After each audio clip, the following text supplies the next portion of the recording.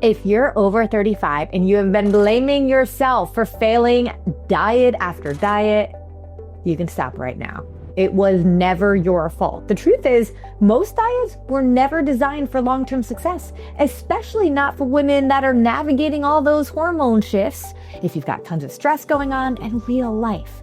In this episode, I will break down why traditional diets backfire and what actually works instead without restriction, without guilt, or calorie deprivation. I'm Carrie Lipoli, a nutritionist and behavior specialist, and I am over the BS of the diet industry and instead teach my clients a BS of a totally different kind.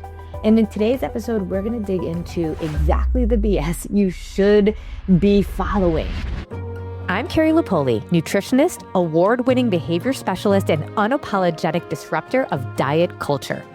If you've spent decades dieting and still don't have the results you want, it's not your fault. You've just never been shown how to fuel your body with love and science. This podcast is where all that changes and we rewrite the rules, where food becomes simple, freedom is possible, and real lasting results finally begin. Let's dive in. Now, let's first get into the concept of what it means when something works. Because I hear all the time, well, the diets worked until they didn't. But we got to get on the same page about what working means. If working is all around weight loss and not around health, well, then think about it this way. If your goal is to lose weight, forget anything else that's going on. Your goal is to lose weight, then diets actually worked because they allowed you to lose a little bit of weight, right? And while you may have gained the weight back, and as you're getting older, as a woman in either perimenopause and menopause and postmenopause, I'm in postmenopause myself, then you feel like, okay, wait, it was working before and why is it suddenly not working? Well, we are going to get to the root of the matter. But before I do, I just really want you to think about what the definition of working means. Because with a 90% failure rate, I mean, that's what the diet industry has. It is a 90% failure rate for long-term success. If success is measured by weight loss, the diet industry has a 90% failure rate for long-term success. Yet, the diet industry is growing and growing and growing. It's like a $150 billion industry right now. And in 5 years, it's projected to be a $300 billion industry. So how is it an industry with such abysmal results is growing at such a rapid pace? Well, the answer is because they are marketing geniuses. Think about it. If you've ever lost weight on a diet before, and that is your definition of working, and you weren't able to sustain it because, as you will learn, diets are not sustainable, but you believe, because of the way that the whole thing is structured, that it was your lack of willpower because it worked until you fell off. It worked until you had the pizza. It worked until you decided you were going to have a cheat meal. And so you blame yourself. It is the most genius marketing design ever. We're going to fail our customers, but we're going to have you believe it was your fault. So you keep coming back year after year after year. All right. So that's my tangent on the whole diet industry. And we'll keep coming back to that in this episode because it's a really important one to recognize. That when we keep doing something over and over again that's getting worse and worse results over time, are we at all thinking about whether or not this is allowing us to thrive? Or is it actually hurting us? I think of one of my clients, Jen, who's 55 years old right now. And when she was in her 40s, she had been dieting for 25 years. She was diabetic and weighed over 300 pounds. How is it that if she was dieting, like literally not giving up, she counted more than 40 diets that she had been on in the past 25 years. This isn't a lack of trying. But when we're seeing results, not even like it's not working, we're actually regressing, right? We're gaining more and more weight, but even more so, we're getting more and more unhealthy. She literally had metabolic disease, but she hadn't stopped dieting. Now, she was doing different diets. And so one of the downfalls that we believe is that each diet is actually different. We have to get on the same page about what a diet means.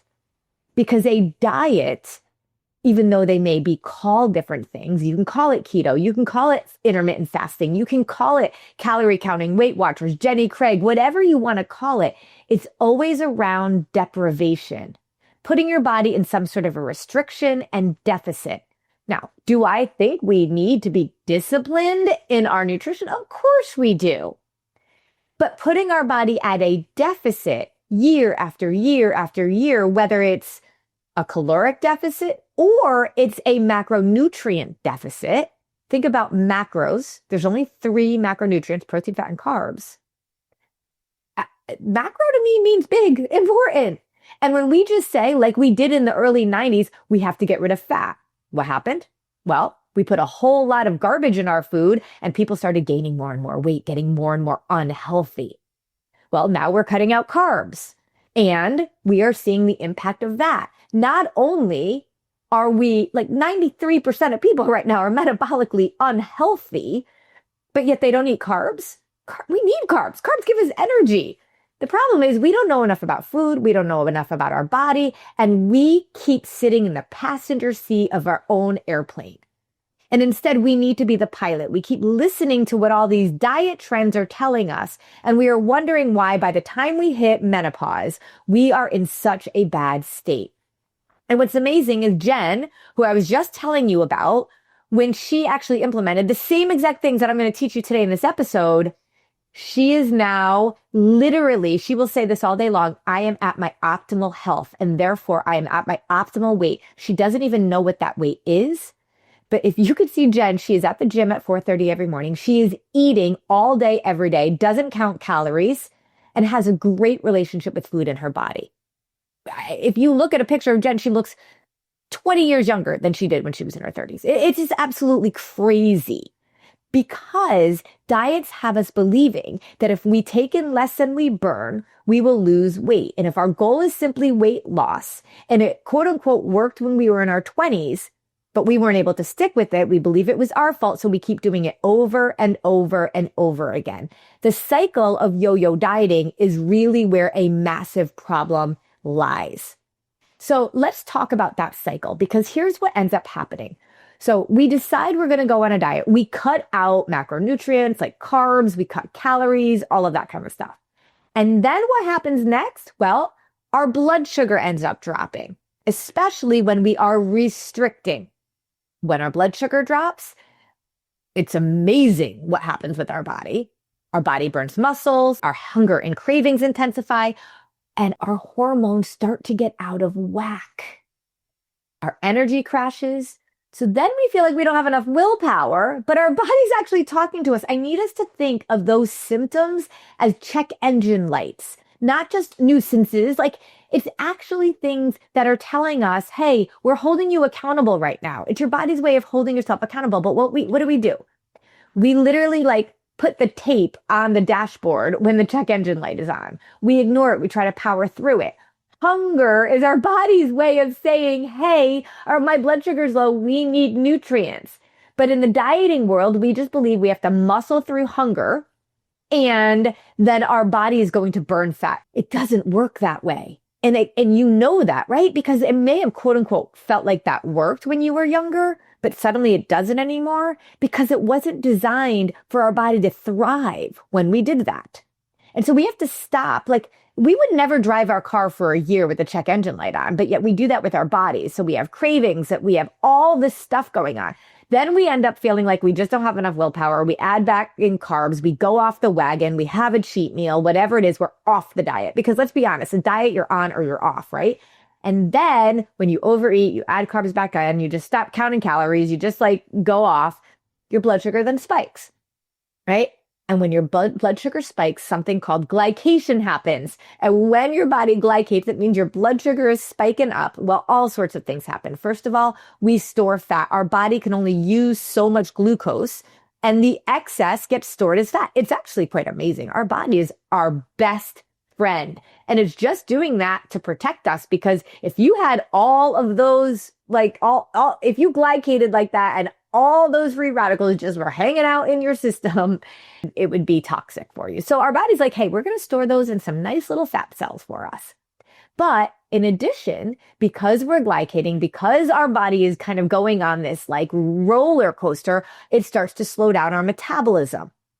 And we start to age faster. Every time we glycate, we're actually spiking our blood sugar. We're actually aging faster, which then causes, I say it's like every time we glycate, where our body can't handle that much glucose at once, it's like little lightning bolts in our system that are zapping all of our cells, our healthy cells, the weak cells, all the cells. And that puts our body into cellular dysfunction, oxidative stress. And that causes us so many issues. Metabolic dysfunction like high cholesterol, high blood pressure. Metabolic disease from there turns into diabetes, prediabetes, even stroke and cancer, depression, Alzheimer's, dementia. All of that is related to this up and down spiking of our blood sugar, because we keep putting ourselves on this yo-yo, and diets are causing so much stress to our body. So then what happens, right? We end up gaining weight, feeling like garbage. So we got to start another diet. But every time we go around that cycle where we cut carbs, our blood sugar's low, we add stuff back in, our blood sugar's high, we go over and over and over this cycle. Think about all the years that our body is actually trying to constantly compensate. Now add that to the mix of stress and toxins in our environment and processed foods and all of that. It wreaks havoc on everything. So by the time you're 35, first of all, your body has been releasing insulin and trying to balance its own blood sugar, because we don't know how to help it like that. And insulin is a hormone. When one hormone is off, all your hormones are off. So by the time you're 35 and you're walking into the perimenopausal years, like premenopausal years, and that's actually starting like 10 years sometimes before you're even going through menopause, well, you can understand how the hormonal imbalance has just been adding up year after year after year. So what do we have to be doing instead? Because that is clearly not working. Well, the first thing I always say is there's got to be 3 questions we ask ourselves before starting any nutritional approach, anything. And if you can say yes to all 3 of these things, bam, you are on your way to hormonal bliss, to being a post 35-year-old and being able to live with freedom, live without restriction, because answering yes to these 3 questions is total gold if you can find the approach. You ready? 1, is what I'm about to do based in science designed for my body to thrive? Diets are all based in science. It's working exactly the way it's designed to work. You lose a little bit of weight at first, especially when you're younger and your set point is lower, your metabolism is higher, you can restrict a bit and you're going to lose weight. Is it allowing your body to thrive? No. And that's my biggest issue with the weight loss industry. It's like we just focus on weight loss. And this is what I say constantly. If we just focus on weight loss, we get nothing. Because with a 90% failure rate, we don't get any results over time. But if we actually focused on health and what our body needs, we get both weight loss and health. And if you ask yourself, is what I'm doing designed in science, designed for my body to thrive?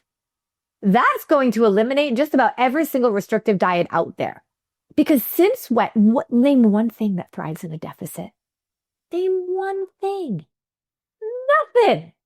So you can tell that if you have been on the dieting thing since you were 20, by the time you're 35, that's been 15 years.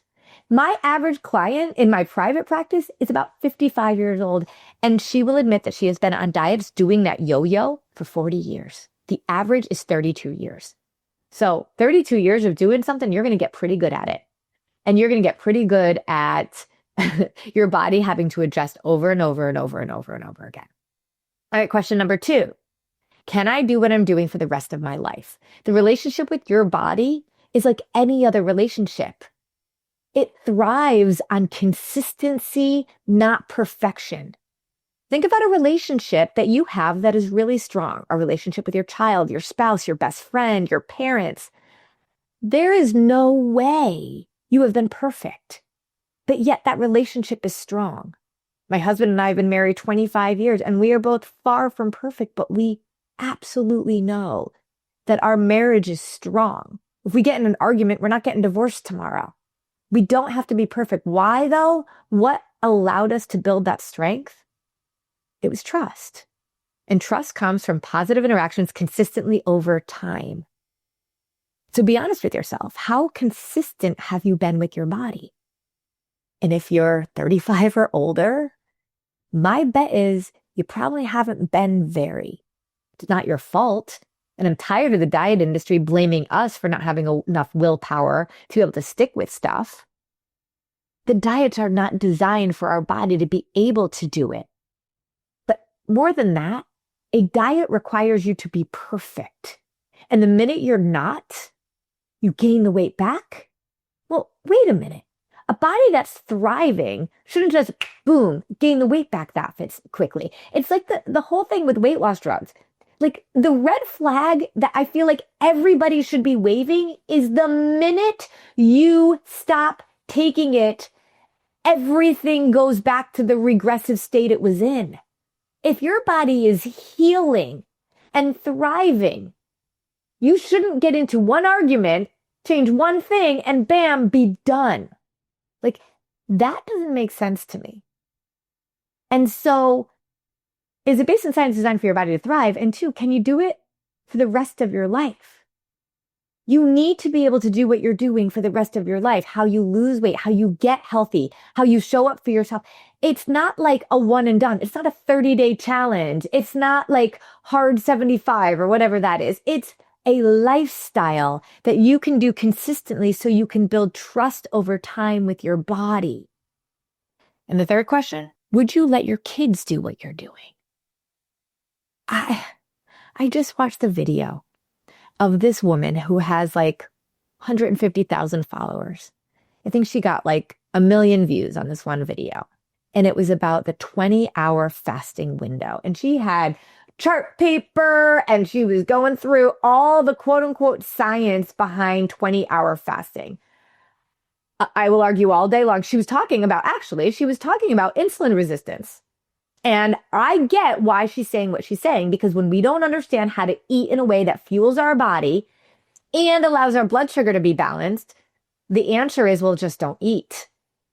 I mean, and then when your body its blood sugar is really low, your body will start to adjust to try to balance it on its own when you're in that fasting state. And so do you know where it goes to be able to balance it on its own? It has to go to the most nutrient dense part of your body. It goes to your muscles. It is unfathomable to me as a woman, as she's aging, to suggest that we do a 20-hour fast when we know what it's doing to our muscles. And our muscles are our literal miracle drug, our longevity drug. The muscle we have to preserve, not use because we're not eating and our body's got to grab from it. It drives me crazy when I see it, but I understand what they're saying is the science around it because of insulin. But I eat all day, every day, and I eat carbs. And I have all the data from a continuous glucose monitor to show that I can keep my blood sugar stabilized all day long and still eat. And all of the clients I work with in my private practice can do so too.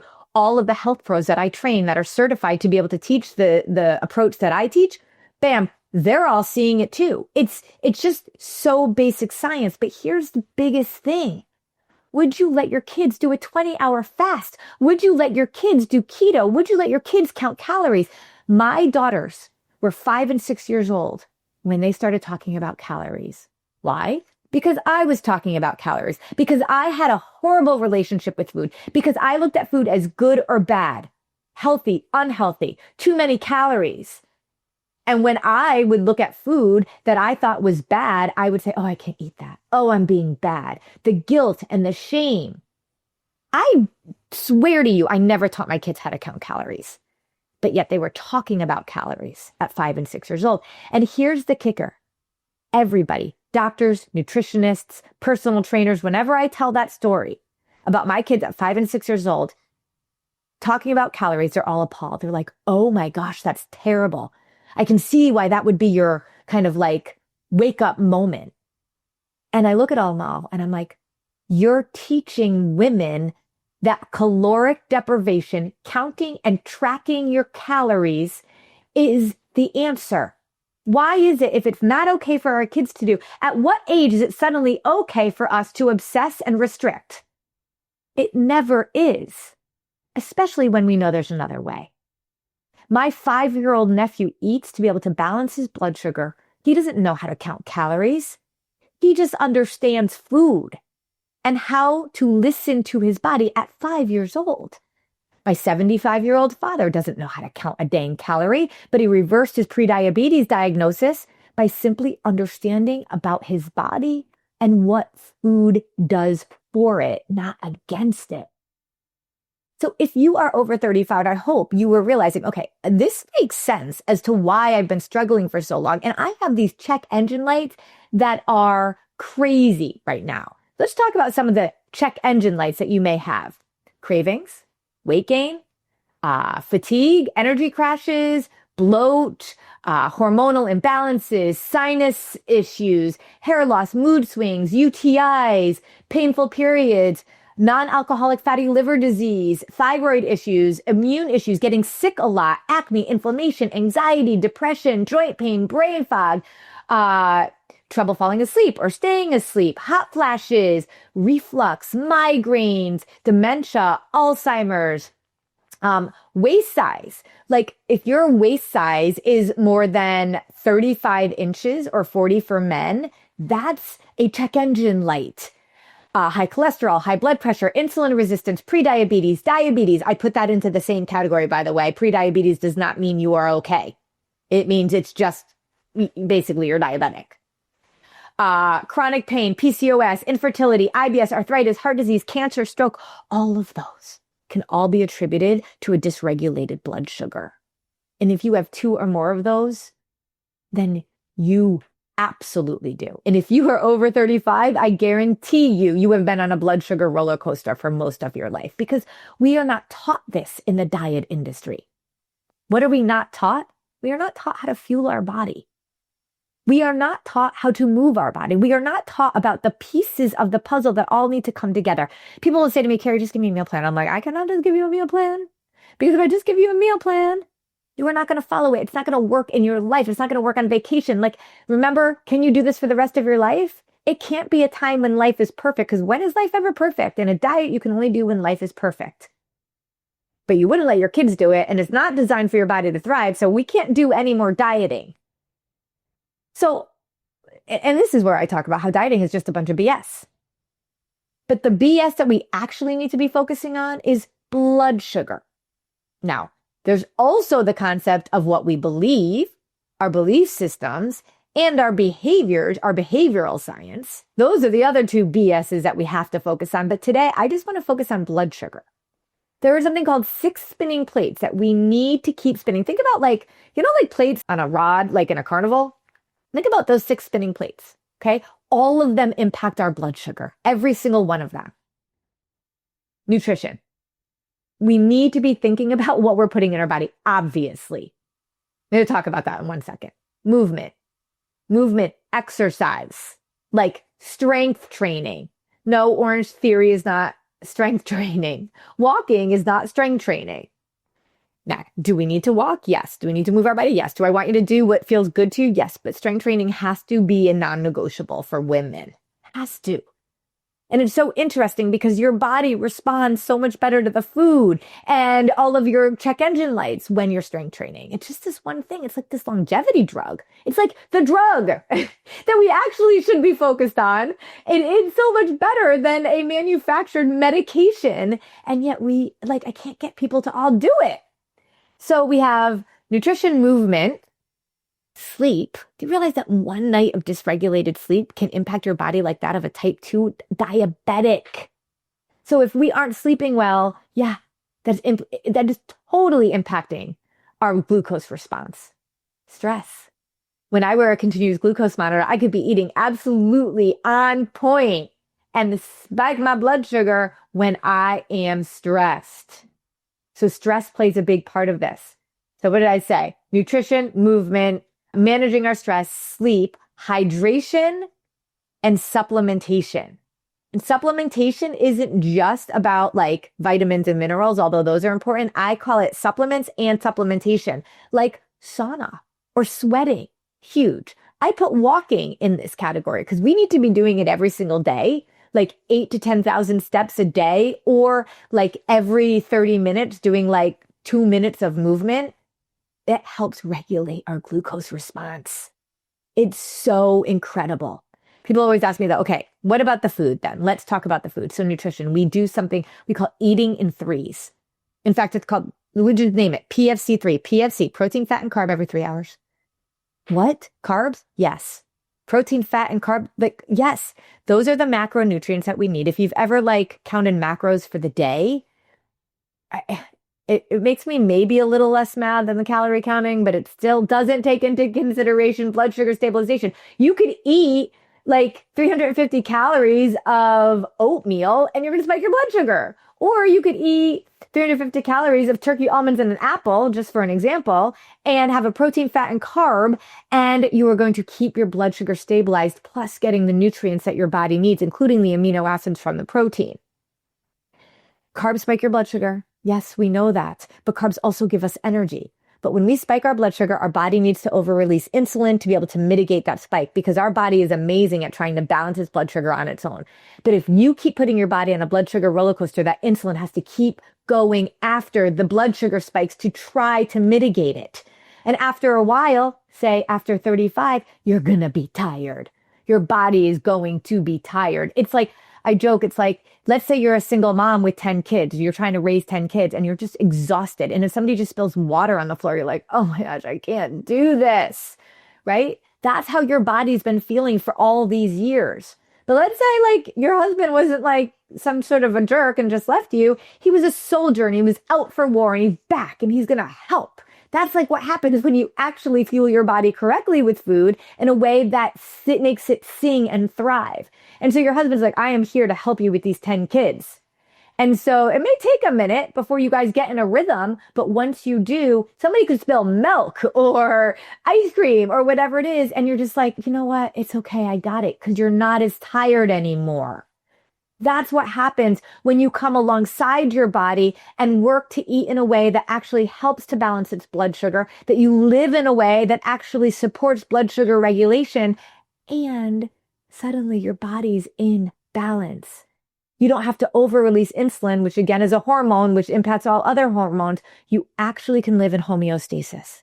So when you have your carbs, it's going to spike your blood sugar, but you know what happens when you eat a protein and a fat? It actually results in that mitigation of that blood sugar spike, and your body doesn't have to over-release that insulin. Your body is like, oh my gosh, thank you for giving me a break. That's why you can have soul-filling meals. We don't call them cheat meals, but call it like an appreciation meal. You can have an appreciation meal, serve your soul, and not worry about it because your body's not so tired of constantly trying to balance itself on its own. So when you have a carb and you eat first a protein and a fat, you're getting all the amino acids to be able to fuel your muscles. You're mitigating that blood sugar spike, but yet you're getting the energy. The fat is cushioning your organs, fueling your brain, and allowing your body to actually digest the proteins and the fat and the carbs in a way that it was meant to be. They were meant to be eaten together. Eating within an hour of waking up, eating a protein, fat, and carb every 3 hours so that you're ready to eat satisfied, never too hungry, never too full. Bam, That's literally it. And when you can start spinning that plate and then start to integrate your other plates just 1% at a time, over time, your body will start to react. And when I say my 5-year-old nephew eats this way, it's so cool because he's like protein, fat, and carb. Let's go. He knows food and he understands that he eats them all together. Now, is he going to be like legalistic about it? No, we never should be. But when you can actually see the data from a continuous glucose monitor and understand how this is actually helping your body to thrive, how I had a client named Jean who was 50 years old and her average blood sugar was 400, diabetic. She had tried Wegovy and Ozempic. Our blood sugar should be around 80 to 120. She was sitting at 400 on almost a regular basis. That woman was not going to be alive in another year. Within 2 weeks of spinning her 6 spinning plates, focusing first on nutrition, her average blood glucose level was 243. Within 2 more weeks, a month after starting to eat this way, her blood glucose level was at 143, right within the normal range of somebody actually that's diabetic. And her doctor could not believe that just with food and no medication, she was literally reversing her story. She is now off insulin completely, off almost all of her medication, including her high cholesterol medication, because it's all the same root cause. The check engine light goes on when you've been on that blood sugar roller coaster for decades. So I hope that right now you can see why the diets haven't worked and how they were never actually designed to work in the way that you actually want something to work. Long-term success. And I know we're not just focused on weight loss. We want to feel better. We want to live better. We want to be healthier. We want to have a better relationship with food and our body. It's not just about weight loss. But when we focus on weight loss, we get nothing. But when we focus on health and understanding what our body really needs, we get both. So I hope that this is allowing you a little bit of an insight as to what we need to be doing. I actually didn't get into all the BS, right? Our behavioral science and our belief systems, just focused on blood sugar right now. But that's why I put together this really cool guide that you can download after this episode, sort of like a little bit of a homework, maybe, if you will, on becoming the healthiest version of yourself and focusing on the BS that you really need to be doing. Blood sugar, behavioral science, and belief systems. So you can download that now. We'll put a link below so that you can download that guide right now and actually get a little bit of a blueprint of what it means to be the healthiest version of yourself. And if you get nothing else from this, you know, we are done with the dieting roller coaster. All right. I'm excited about this. And remember, wherever you are on your journey, all it takes is a 1% mindset of improving. We never stay the same. We're either regressing or we're progressing, but a 1% progression is all it takes to live a life of complete and total food freedom and optimal health. Let's go.